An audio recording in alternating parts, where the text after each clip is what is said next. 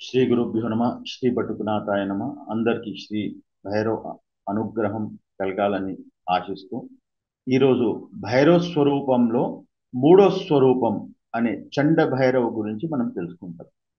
చండ భైరవ దక్షిణ దిక్కుకు ఆధిపతి.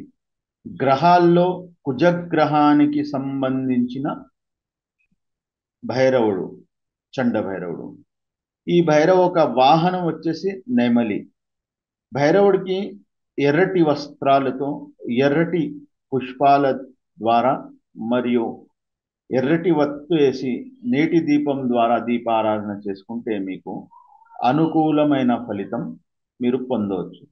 అదేవిధంగా ఈ భైరవుడికి సెందూరం, అంటే మనకి హనుమంతుడికి మనం సెందూరం ఏ విధంగా పూస్తాం కదా, అదే విధంగా పూర్తిగా సెందూరం పూసినట్లయితే ఈ అష్టభైరవ ఆలయాలు చాలా తక్కువగా ఉంటాయి. కాబట్టి మీ ఇంట్లో ఉన్న చిన్న శివలింగానికి ఆ చండ భైరవ స్వరూపంకి ధ్యానిస్తూ సింధూరం ద్వారా అర్చన చేసుకున్నట్లయితే మీకు కుజగ్రహానికి సంబంధించిన సమస్త అనుకూల ఫలితాలు మీరు పొందే ఆస్కారం ఉంటుంది.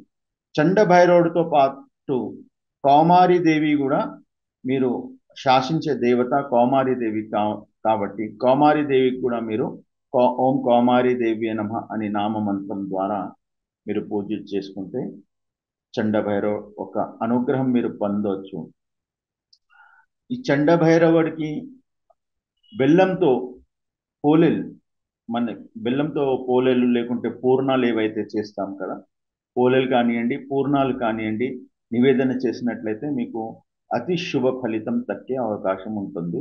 శుభం భూయాత్.